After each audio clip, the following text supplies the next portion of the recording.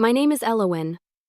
I'm 53 years old, and my son-in-law once mocked my savings. It's strange how a single moment, a few careless words, can brand themselves into your memory forever. For me, it wasn't a dramatic betrayal or a sudden disaster. It was laughter. My son-in-law's laughter. I have always lived simply. Some people call it frugal, others call it old-fashioned. To me, it's just living within my means. I've never needed designer handbags or shiny new cars to feel fulfilled. I find joy in my garden, in baking bread from scratch, in wearing clothes that last for years instead of months. I've always believed money is a tool, not a trophy. But Julian, my son-in-law, couldn't have been more different. He was flashy, loud, and obsessed with appearances. From the moment he married my daughter, Clara, I could see it in his eyes. He measured people by their possessions, the car they drove, the watch on their wrist, the price tag on their shoes. And in his eyes, I fell short. One evening, the whole family was gathered in my living room. We were sipping tea after dinner when the conversation turned, as it often does, to money. Clara and Julian had just returned from an extravagant vacation, complete with five-star hotels and luxury excursions. He was holding court, boasting about the trip as though he had discovered a new continent. "I don't know how you do it, Helen," he said suddenly, turning to me with a grin that didn't reach his eyes. "Living so small, do you even have a savings account? Or do you just stuff cash under the mattress?" The room chuckled, but his laughter was the loudest. He leaned back, smirking, as though he had delivered the punchline of the century. I felt my cheeks warm, but I forced a small smile. "I do have savings," I said quietly. Julian snorted. "What, a couple thousand? Maybe enough for groceries and knitting supplies? No offense, but you're not exactly rolling in it." The way he said it, the dismissive tone, the absolute certainty in his voice, it stung more than I wanted to admit. Clara gave him a warning look, but he just shrugged, as if he had said nothing wrong.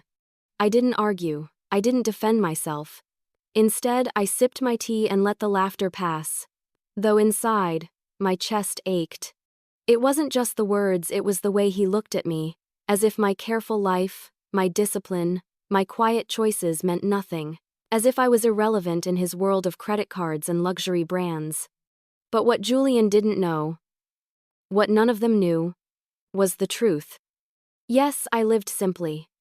Yes, I clipped coupons and mended my clothes and drove the same car for over a decade. But every penny I saved went somewhere, into accounts, into investments, into opportunities that grew quietly, year after year, while everyone else was busy spending. I wasn't rich, not in the way Julian flaunted wealth, but I wasn't broke either. Far from it. My savings weren't scraps. They were a fortress I had built brick by brick over decades of discipline and sacrifice. Julian thought I was living small because I had no choice. The reality? I was living small because I wanted to, because I valued security over status, because I knew wealth whispered it didn't shout. That night, after everyone left, I sat alone at the kitchen table, Julian's words echoing in my ears. "Do you even have a savings account?" His smirk burned in my memory. I opened the drawer where I kept my financial papers, the neat stacks of account statements and investment summaries.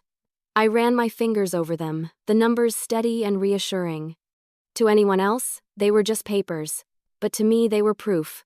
Proof of a life lived with foresight. Proof of strength hidden beneath modesty.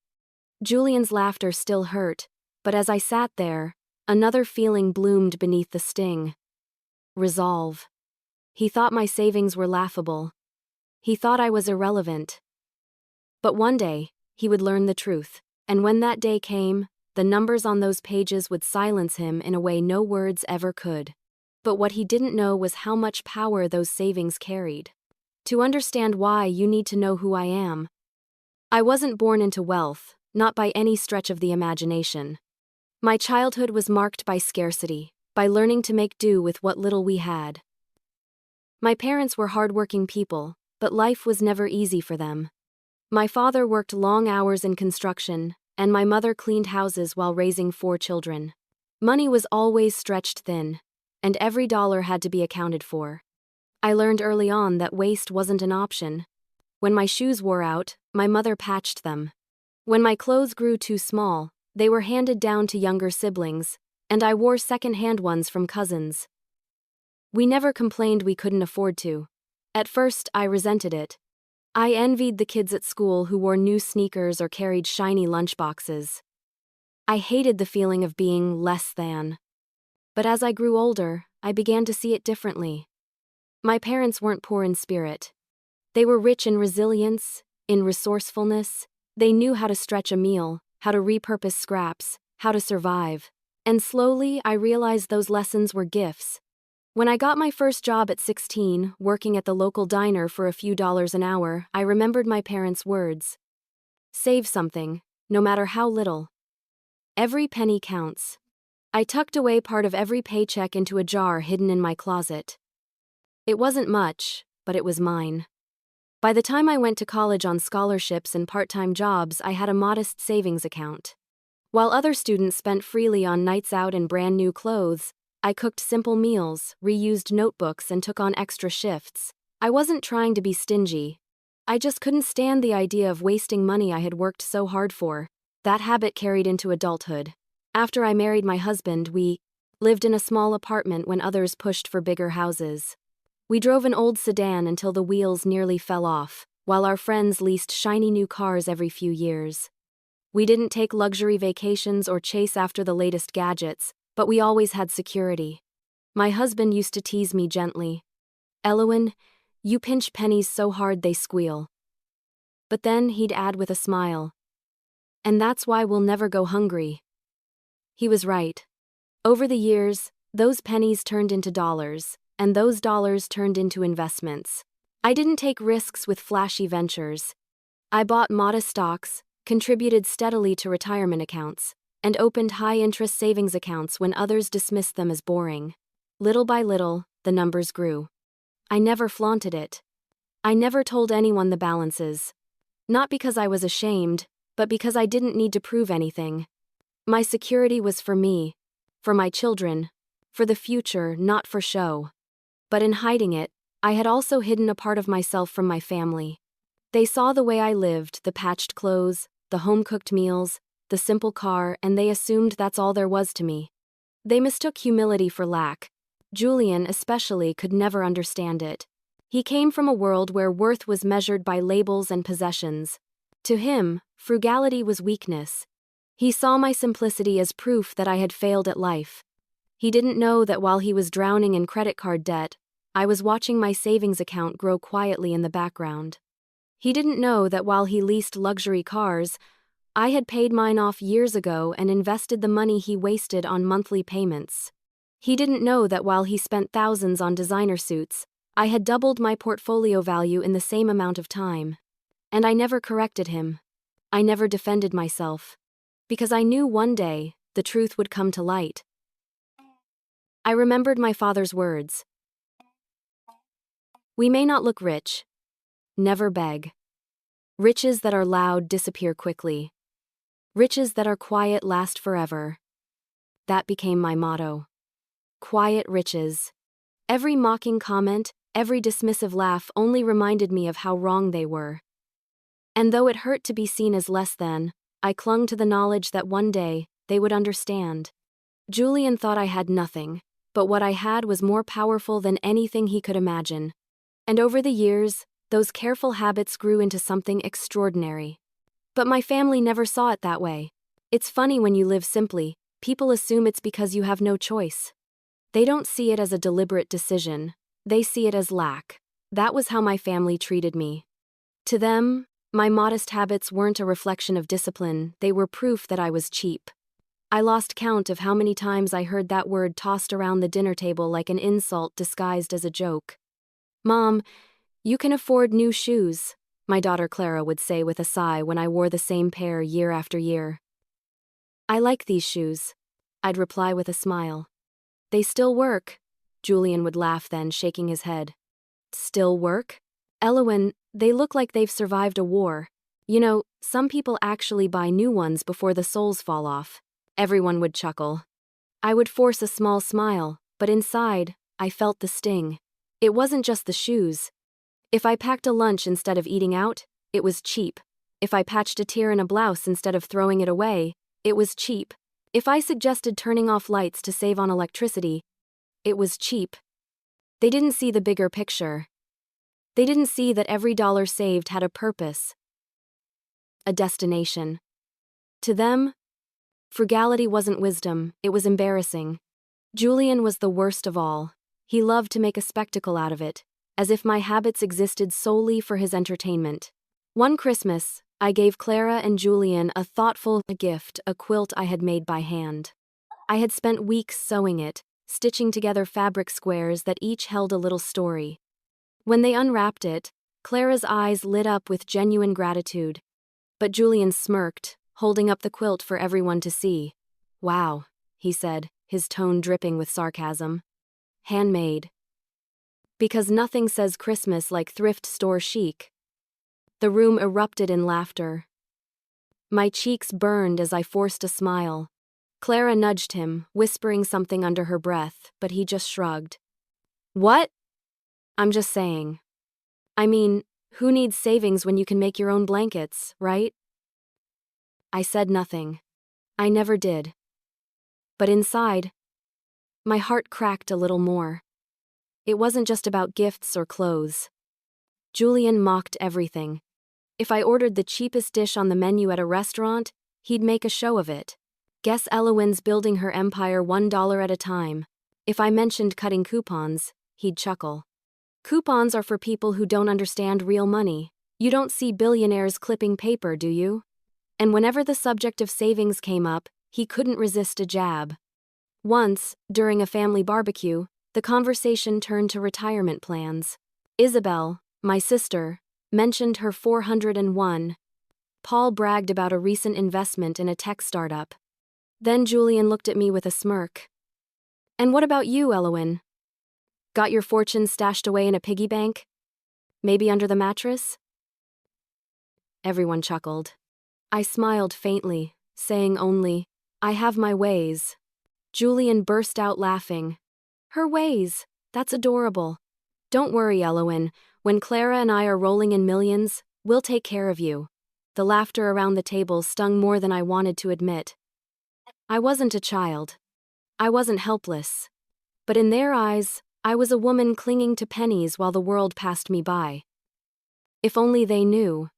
If only they understood that my pennies had multiplied into more than they could imagine. That while Julian laughed at my coupons and patched clothes, I was quietly watching my accounts grow.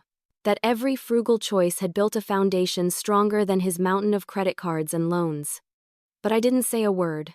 I let them laugh. Because one day, the truth would silence them better than I ever could. He thought my modesty meant weakness. The truth was, my savings were my strength. Julian never understood that. None of them really did. To my family, I was the cheap one, the woman who reused shopping bags and drove an old sedan long past its prime. But behind the curtain of my simple life, every act of thrift was deliberate. Every dollar I didn't spend was a soldier I sent to work for me. I wasn't careless with money, I was careful with it. When others rushed to buy the newest gadgets, I put that same money into mutual funds. While my neighbors showed off their remodeled kitchens, I quietly contributed to my retirement account. When my coworkers spent their bonuses on vacations, I invested mine into certificates of deposit and dividend-paying stocks. No, it wasn't glamorous. It wasn't flashy. But it was steady. Reliable. I had learned early on that wealth didn't come from what you showed the world, it came from what you built in silence. My father used to say, "A dollar saved is a seed planted. Nurture it, and it will feed you for years." That was the lesson I carried with me every single day. Over the years, those seeds grew. Slowly at first, like saplings pushing through the soil. But then, as compound interest worked its magic, as steady contributions accumulated, the growth became undeniable. I still remember the day I checked my accounts and realized I had crossed 6 figures. It felt surreal, like I had climbed a mountain I never thought possible. But instead of celebrating loudly, I closed the laptop, poured myself a cup of tea, and smiled quietly. Because it wasn't about showing anyone, it was about knowing I was secure. Julian, meanwhile, strutted through life like a peacock. He loved to flash his watch, his car keys, his new suit. He loved to announce how much his vacations cost, how exclusive his memberships were, how expensive his taste had become. But I knew the truth, or at least enough of it to guess. His wealth wasn't real. It was borrowed, leased, built on shaky credit and fragile appearances. I never called him out. I didn't need to. I just watched, quietly, as he laughed at my coupons and mocked my second-hand furniture, all while his empire balanced on the edge of debt. The irony wasn't lost on me. He saw my old car and assumed poverty. He saw my modest clothes and assumed weakness. He saw my frugality and assumed irrelevance. But what he never saw, what he never even imagined, was the quiet fortress of savings and investments growing behind the scenes. My strength was invisible to him, and that was fine, because I didn't need his approval. I didn't need him to understand. My savings weren't for show, they were for me, for Clara, for the grandchildren I hoped to hold one day. And if Julian thought my modesty was weakness, he was in for a rude awakening. I kept every statement, every account summary, neatly filed away in a locked cabinet in my study. Not because I wanted to flaunt them, but because I wanted to protect them. I liked the feeling of flipping through those papers, seeing the proof of my discipline in black and white. Numbers don't lie. They didn't laugh. They didn't mock. They just sat there, steady and undeniable, a quiet record of years of work and sacrifice. So every time Julian sneered at my thrift, I reminded myself, his words meant nothing. His laughter meant nothing. What mattered was the balance growing steadily, the fortress that grew taller each year. Because while he spent, I saved. While he borrowed, I built. And while he mocked, I waited. Waited for the day when the truth would no longer be hidden. Waited for the moment when my savings would speak louder than his laughter. And I knew, deep down, that day would come. I knew one day it would matter more than they realized. The first clash with Julian came at dinner. It was a Saturday evening in late autumn. Clara had invited everyone over to her house for a family meal, and she'd gone all out, candles glowing on the table, roast chicken steaming on a platter, wine glasses glinting in the light. It should have been warm, comforting, a chance to laugh and bond. But Julian was there, and where Julian was, peace rarely lingered. He had been in a particularly showy mood that night. The moment we sat down, he began recounting his recent business trip to New York. In truth, it had been more vacation than work, with luxury hotels and fine dining at every turn. He described each meal in detail, his tone thick with self-importance. I listened quietly, sipping my water. Clara smiled politely, though I could see the weariness in her eyes. She had grown used to his grand stories. Then his gaze shifted to me. "So, Helen," he said, his voice dripping with mockery. "What about you? Splurged on anything lately? Maybe treated yourself to a new coupon book?" The table chuckled. I felt heat rise in my cheeks, but I forced a small smile. "I'm quite happy with what I have, Julian." He smirked. "Happy with what you have? That's cute. I mean, come on, Helen, life's too short to live like a pauper. Don't you ever wish you could enjoy yourself?" Clara spoke up then, her tone defensive. "Julian, that's not fair. Mom enjoys her life plenty." But he waved her off, determined to make his point. "I'm just saying, Clara, look at her purse, it's older than we are. Helen, you know that leather's not vintage, it's just worn out. And those shoes? They've seen better days. No wonder you've got all those savings. You never spend a dime." The laughter at the table swelled. Not cruel, exactly more uncomfortable, the kind of laughter people fall into when they don't know how else to react. But it still stung. I pressed my hands into my lap beneath the tablecloth, my knuckles white. I wanted to say something. To snap back. To remind him that appearances mean nothing when your finances are built on sand. But instead, I kept my voice calm. "Not spending on things I don't need doesn't make me unhappy, Julian. It makes me secure." He chuckled, shaking his head. "Secure? With what, your $10 savings account? You can't take it with you, Helen. And trust me, No one writes songs about the woman who never upgraded her handbag. The table laughed again. Clara frowned, but she didn't push back further. Inside, I swallowed my words, holding them down like a stone in my throat. Because if I let them out, they would have cut deep, and I wasn't ready for that battle. Not yet. Instead, I reminded myself of the truth. The folder of account statements tucked away at home. The balances that had steadily grown for decades. The investments that had multiplied quietly while Julian burned through borrowed cash. He thought my savings were laughable. He thought I was irrelevant. But if he only knew the numbers behind my silence, his smug grin would have crumbled in an instant. So I let him laugh. Because silence, I knew, was sharper than any insult.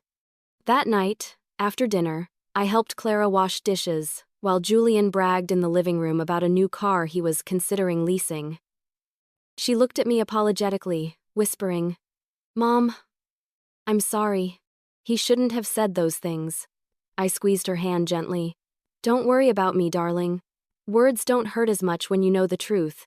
And I meant it. Julian thought he had won, that his mockery had put me in my place.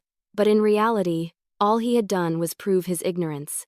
Because someday, when the balance sheets spoke for themselves, his laughter would stop. But I said nothing because I knew silence would be my sharpest answer. Julian loved to flaunt his wealth. It was like a performance for him. Every outing, every family gathering, every casual conversation became an opportunity to showcase how successful he was. If he wasn't bragging about the watch on his wrist, he was flashing the keys to whatever luxury car he was leasing that month. Once, at Clara's birthday, he arrived with a flourish, stepping out of a gleaming silver sports car. He made sure to park it right at the front of the house so everyone could see. "Brand new," he announced, tossing the keys onto the table with exaggerated carelessness. 0 to 60 in 4 seconds. You wouldn't believe the deal I got on it. I smiled politely, though inside I couldn't help but think, yes, a deal where you'll be paying interest long after the thrill fades. He wore his possessions like armor, as though each flashy purchase shielded him from doubt. Designer suits, gold chains, vacations in places most people only see on postcards. Julian treated them all like trophies. And he never missed a chance to compare them to my simplicity. At another dinner, he leaned across the table, eyeing my well-worn sweater. "Helen, do you know what fabric this is?" he asked with mock seriousness. I raised an eyebrow. "Wool." He smirked. "Close. It's called cheap. You know, you should let me take you shopping one day. I could introduce you to the 21st century." The room chuckled, though uneasily. Clara shot him a glare, but he only leaned back in his chair, satisfied with himself. Julian's favorite game was to pit my choices against his own. If I brought a homemade dish to a gathering, he'd boast about the meal he had eaten at a Michelin-starred restaurant. If I mentioned fixing something around the house, he'd brag about hiring professionals. "Why struggle with tools when you can pay someone?" he'd say smugly. I never argued. I never pointed out that while he was busy spending, I was quietly saving. But I noticed the cracks. For all his bragging, there were small slips. Times when Clara would confide in me about overdue bills. Moments when Julian's card would be declined, and he'd brush it off as a banking error. Whispers about loans he had taken out for business ventures that never seemed to materialize. One evening, I overheard him on the phone in the hallway, his voice hushed but tense. "Yes, I'll make the payment this week. I told you, the money's coming in. No. Don't call me at this number again." When he saw me standing nearby, he forced a smile and laughed as if nothing had happened. But I knew. His empire was smoke and mirrors. His confidence was built on credit, not cash. He was playing a dangerous game, one that only lasted as long as the banks allowed. The irony, of course, was that while he mocked me for being cheap, my careful habits had given me real wealth. Secure wealth. Debt-free, interest-earning, reliable wealth. The kind that didn't crumble the moment you missed a payment. Julian lived for applause. I lived for security. And in the end, security always lasts longer than applause. I kept quiet, though. Even when his jokes stung, even when his arrogance grated on my nerves, I didn't reveal the truth. I could have silenced him in an instant with one bank statement. But I didn't. because I knew patience would serve me better than pride. So I let him laugh. I let him flaunt. I let him paint me as irrelevant while he basked in his fragile spotlight. But deep down, I knew the truth. And I knew, sooner or later, his house of cards would begin to fall. But the cracks in his own finances were already showing. The truth was, Julian was drowning in debt. At first, I only suspected. The way his smile faltered when bills arrived, the way Clara sometimes whispered about tight months. But soon, the signs became impossible to ignore. Julian's world was built on credit. The flashy cars, the designer suits, the extravagant vacations they weren't paid for with cash. They were financed, borrowed, balanced precariously on the edge of debt. One Sunday afternoon, Clara visited me without him. She sat at my kitchen table, her hands wrapped around a mug of tea, her shoulders slumped. "Mom," she whispered, "I don't know what to do. Julian keeps spending. But the bills are piling up. We're behind on the mortgage. He says it's temporary, that he has everything under control, but..." Her voice cracked. I reached across the table and took her hand. "Sweetheart, you can't build peace on debt. You can't live a stable life when you're always chasing the next payment." She nodded, tears glistening in her eyes. "I try to talk to him, but he just gets angry. He says I don't believe in him." It broke my heart to see my daughter trapped in his illusions. He didn't just flaunt his wealth to others, he used it as a shield. Even against his own wife. Not long after, I caught another glimpse of the truth. We were at a family barbecue when Julian received a call. He stepped away to take it, but his voice carried in the quiet yard. "I told you, the payment's coming," he hissed into the phone. "Don't threaten me, I'll have it by Friday." His tone was sharp, desperate. When he returned, his smile was back in place, but his eyes were tight, restless. Julian wanted the world to believe he was rich, but the mask was slipping. I saw the stress in the way he tapped his foot constantly, the way his temper flared quicker, the way his stories grew more exaggerated, as though the bigger the lie, the harder it would be to see the truth. Meanwhile, he still found time to mock me. At another dinner, he made a show of ordering the most expensive bottle of wine on the menu. When it arrived, he raised his glass toward me. "Helen," he said with a grin. "This bottle costs more than your entire savings account." The table chuckled. My cheeks flushed, but this time, I didn't feel shame. Instead, I studied him. His forced smile. His nervous laughter. The way he avoided eye contact when the bill arrived. I thought, how fragile your wealth must be, if you need to compare it to mine. He thought he was towering over me, but really, he was crumbling beneath the weight of his own lies. Because while he mocked, I was steady. My accounts didn't depend on loans or late payments. My savings weren't borrowed, they were earned. They were real. I wanted to tell Clara then, to assure her that security existed in this family, even if her husband couldn't provide it. But I stayed quiet. Not because I was weak, but because I was waiting. Waiting for the moment when Julian's arrogance would finally collide with reality. Because debt always catches up, lies always unravel.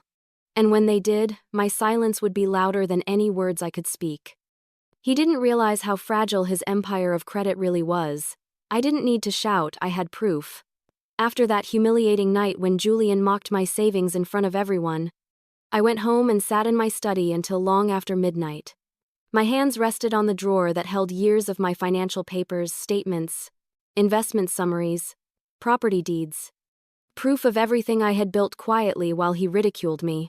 For decades, I had lived with silence as my shield. But that evening, as I replayed his smirk and the laughter that followed, I knew something had to change. This wasn't just about me anymore. It was about Clara. About the grandchildren I hoped to see one day. About the legacy my hard work represented. Julian thought I had nothing. He wanted the family to believe I was irrelevant. But the truth, those numbers, was undeniable. So, the next morning, I called Mr. Rowan, my longtime financial advisor. He was an older gentleman with kind eyes, who had guided me carefully through the years of saving and investing. When I explained the situation, his voice was calm but firm. "Helen," he said, "you've done more than most people ever will. Your discipline has paid off. And if it's time to show them the truth, then we'll do it the right way." He prepared a neat packet of documents: current balances, account summaries, investment growth charts. The figures were laid out clearly, leaving no room for doubt. When I held that packet in my hands, I felt a strange mix of fear and relief. Fear because exposing the truth meant stepping into the spotlight I had avoided for so long. Relief because I finally had the means to silence the laughter without saying a single cruel word. I placed the packet in a plain envelope and tucked it into my bag. I didn't rush to reveal it. No, this needed the right moment. The moment when Julian's arrogance would reach its peak, when his laughter would be loudest, only then would the silence fall heavy. Days passed, and I carried that envelope like a secret weapon. At work, I tucked it into my desk drawer. At home, it stayed in my bag, always within reach. It was strange knowing that everything I needed to defend myself was right there, waiting. Julian, of course, continued as though nothing had changed. He still paraded his possessions, still dropped sarcastic comments about my thriftiness. At one point, he even joked, "Elowen's probably hiding nickels in her mattress. Don't sit on her bed, you'll hear it rattle." The family chuckled, but this time, I didn't even flinch. Because I knew what they didn't. The numbers in that envelope spoke louder than his mockery. I started to notice something interesting too. Clara's eyes. Whenever Julian mocked me, she didn't laugh anymore. Instead, she looked at me with a mixture of apology and curiosity, almost as if she suspected there was more to my silence than weakness, and she was right. One evening, as I sat at my kitchen table reviewing bills, she called me. Her voice was soft, hesitant. "Mom, is it true what Julian says? That you don't really have savings?" I smiled faintly at the phone. "Clara, I have more than enough," she exhaled, relief lacing her tone. "I knew it. I didn't think you'd go your whole life without preparing. You've always been steady." That small moment gave me strength. My daughter believed in me, even if she didn't yet know the full truth, so I waited. I waited for Julian to give me the perfect stage to end this, once and for all, and I didn't have to wait long. And I waited for the perfect moment to reveal them. That moment came sooner than I expected. It was Clara's idea to host a family dinner at their home, a chance to bring everyone together after weeks of tension. I hesitated, but I knew avoiding Julian wasn't the answer. If anything, it would give him more room to gloat. So, I agreed. The evening began pleasantly enough. Clara had set the table beautifully, candles flickering, roast beef steaming, glasses filled with wine. For a while, conversation flowed without barbs. Isabel chatted about her children, Paul shared updates from work, and I listened quietly, content just to be near my family. But Julian couldn't help himself. He thrived on an audience. Halfway through the meal, as plates clinked and laughter filled the room, the conversation shifted to finances. Paul mentioned a bonus he had received at work, and Isabel spoke proudly about paying off a loan. That was Julian's cue. He leaned back in his chair, swirling the wine in his glass. "You know," he began with a smug smile, "money is meant to be enjoyed. That's why Clara and I don't just save, we live. Vacations, cars, experiences. What good is money if you just hoard it away?" The others murmured politely. Then, as if on cue, his eyes slid to me. "Elowen," he said, his grin widening, "tell us, how's that savings account of yours? Still clipping coupons and counting pennies? Or have you finally splurged on a new handbag?" The table chuckled awkwardly. Clara's cheeks flushed with embarrassment, but Julian basked in his moment, leaning forward like a comedian delivering his punchline. I felt the familiar sting, but this time, I didn't let it burrow into my chest. Instead, I reached calmly for my bag. My fingers closed around the envelope I had carried for days, the one with every piece of proof I needed. Slowly, deliberately, I placed it on the table. The laughter faltered. Julian raised an eyebrow, still smirking. What's this? Coupons for dessert? I met his gaze steadily. You wanted to know about my savings, Julian. Here they are.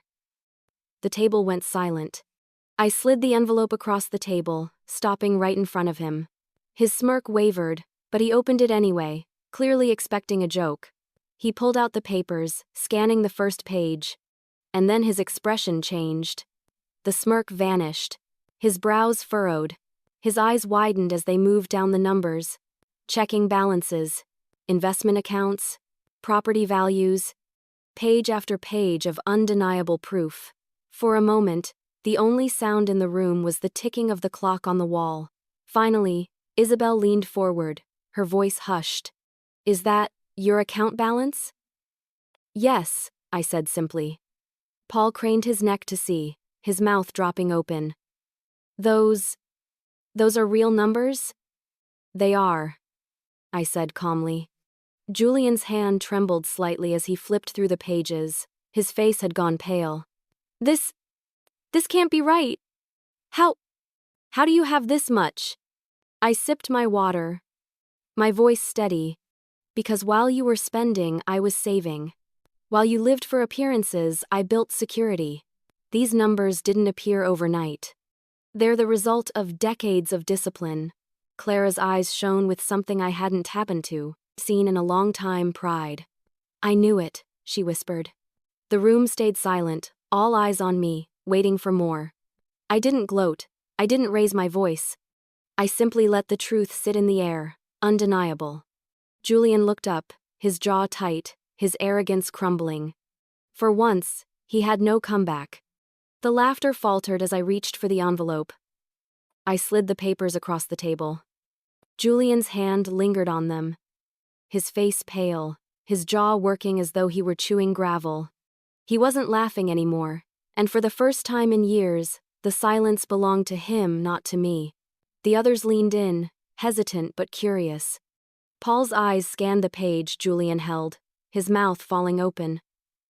Elowen, this is real? These are your accounts? Yes, I answered simply. My voice was calm, steady. The kind of calm that comes only after years of swallowing humiliation and choosing silence. Isabel pressed a hand to her mouth. My God, these numbers, Elowen, She trailed off, unable to finish the thought, but I saw the awe in her eyes. Clara's face glowed with pride, though she looked almost stunned herself. She turned to Julian, her voice sharp. Well? Do you still think Mom doesn't have savings? He coughed, trying to recover. His smirk flickered back for a moment, but it didn't hold. All right, so she's got something. But numbers on paper don't mean much. Investments can disappear. Markets crash. Anyone can make things look better than they are. I leaned forward, my gaze steady on his. Numbers on paper built the roof over my head. Numbers on paper paid for Clara's college. Numbers on paper ensured that I never once had to beg or borrow. And unlike you, Julian, I don't live on credit. His cheeks flushed red. He sputtered. That's not fair. I've worked hard too. Then where is it? Clara shot back before I could answer. Where is all the money you claim to have, Julian? All those cars, all those vacations, they've left us with debt, not security. Meanwhile, Mom has been mocked for years, and she's the one who actually built something real. The air in the room shifted. For years, Julian had controlled the tone, his laughter dictating who felt small. But now, the laughter was gone. In its place was the undeniable weight of truth. Isabel cleared her throat, her voice gentle. Elowen, why didn't you ever tell us? I smiled faintly. Because I didn't need to. My security was for me, not for show. I was never saving to impress anyone. I was saving to live with peace. And I had peace even when you all laughed. Paul looked down, shame flickering in his expression. He had chuckled at Julian's jokes too many times to count. Julian, however, couldn't stop clawing for control. He shoved the papers back across the table, his voice sharp. So what? You've been sitting on this while the rest of us struggle? You could have helped Clara and me. Clara's eyes flashed with anger. Don't you dare. Don't you dare put this on her. She didn't owe us a dime. If we're struggling, it's because of your choices, your arrogance, your constant need to flaunt. Julian blinked, stunned by her tone. He opened his mouth, then closed it again. For once, he had no script, no performance to lean on. I folded the papers neatly and slid them back into the envelope. I didn't reveal this to embarrass anyone, I said quietly. But I won't be mocked anymore. My savings aren't irrelevant. My choices weren't foolish. They were deliberate. And tonight, the truth speaks for itself. The silence that followed was thick, filled with shifting gazes and unspoken reckonings. Julian sat back in his chair, his face pale, his hands gripping the stem of his glass so tightly I thought it might shatter. The arrogance was gone. The laughter was gone. All that remained was the weight of his own smallness, reflected back at him by the very people he had tried to impress. For once I didn't feel like the odd one out. For once I wasn't the punchline.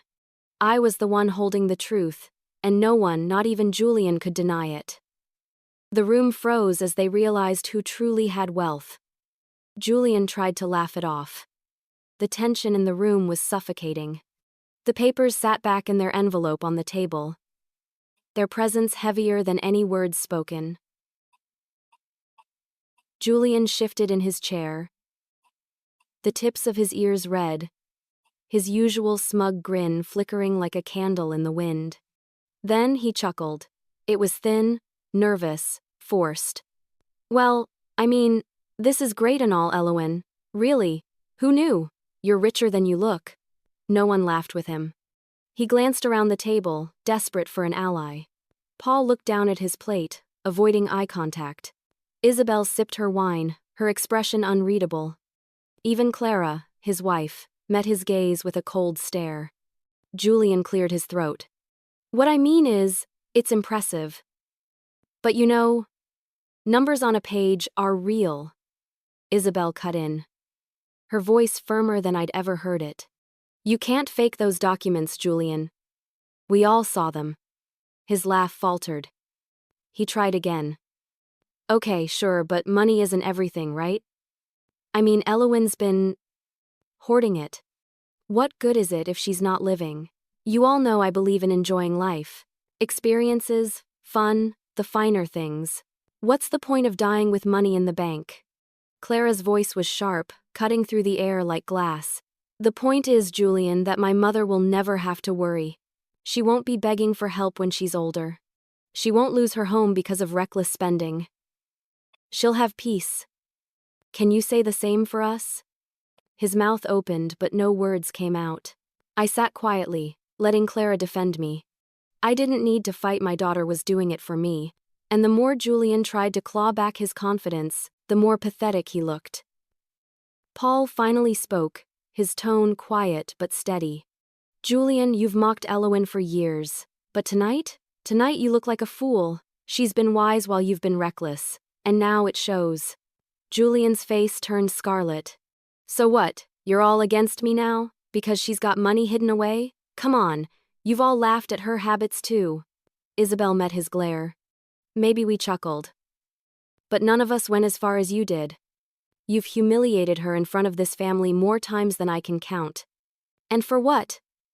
To cover up your own insecurity? The words hit him like a slap. He shifted uncomfortably, his bravado crumbling piece by piece. I finally spoke then, my voice calm, steady. Julian, I never needed to prove myself to you. I never wanted to. But you've crossed lines too many times. You thought mocking me made you bigger. All it did was make you blind. Blind to the truth, blind to what really matters. And now, you see it. The silence that followed was deafening. Julian leaned back, forcing another hollow laugh. Fine, so you've got money. Congratulations. But let's be honest, you wouldn't even know how to use it. What good is wealth if you don't live? I looked at him then, not with anger, but with something closer to pity. Julian, living isn't about flashing wealth you don't have, it's about peace of mind. You've confused debt with abundance, and arrogance with strength. That isn't living, it's surviving. Clara's eyes softened as she looked at me. She's right, and you know she's right. Julian's lips pressed into a thin line, his chest rising and falling quickly. For years, he had been the loudest voice in the room, the one who laughed the hardest. But tonight, every attempt to reclaim that power only made him look smaller. The family no longer looked at me as the butt of a joke. They looked at me with respect, with recognition, and Julian knew it. The harder he tried to laugh, the more the silence swallowed him whole. The more he argued, the smaller he sounded. When the shouting died down, I spoke. The table had gone still. Julian sat slumped in his chair, his earlier arrogance now reduced to silence. His hands toyed nervously with the stem of his glass, his eyes darting anywhere but at me. For the first time in years, I realized he wasn't in control of the room. I took a breath, steadying myself. Then I looked at each of them, Paul, Isabel, Clara, and finally Julian, and I spoke. For a long time, I let the laughter go unanswered. I began. You all thought my thriftiness was something to mock. The patched clothes, the coupon books, the second-hand furniture. You laughed because you believed it meant I had nothing, that I was small, that I was irrelevant. No one spoke. Even the crackle of the candles seemed louder than usual. But here's the truth, I continued. Those choices weren't weakness. They were strength. Every dollar I saved, every penny I refused to waste, it all went somewhere. Into accounts, into investments, into a future.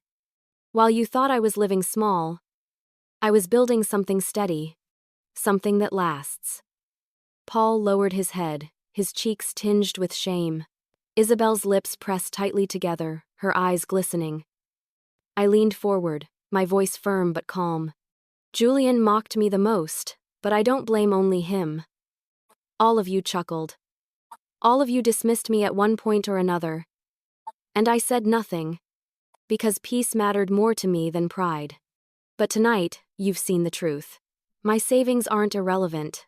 They are proof of discipline, proof of sacrifice, proof of years of doing the hard thing when the easy thing was to spend. Clara's hand found mine under the table, a quiet squeeze of support. I turned my gaze directly to Julian. His jaw tightened, but he didn't look away. You mocked me to cover your own weakness. You thought spending meant strength. But strength isn't measured in cars you can't afford or vacations you pay off with credit. Strength is measured in what lasts when the show is over. And tonight, your show ended. His face flushed, his lips parting as if to argue, but nothing came out. The silence held him in place. I sat back, letting my words hang in the air. I didn't build this fortune to prove anyone wrong. I built it to protect myself. To protect Clara. To protect our family. And I will continue to do so. Because that's what true wealth is about. It's not for flaunting. It's for security. For dignity. For peace. The room shifted. I could feel it. The way Paul's gaze softened with respect.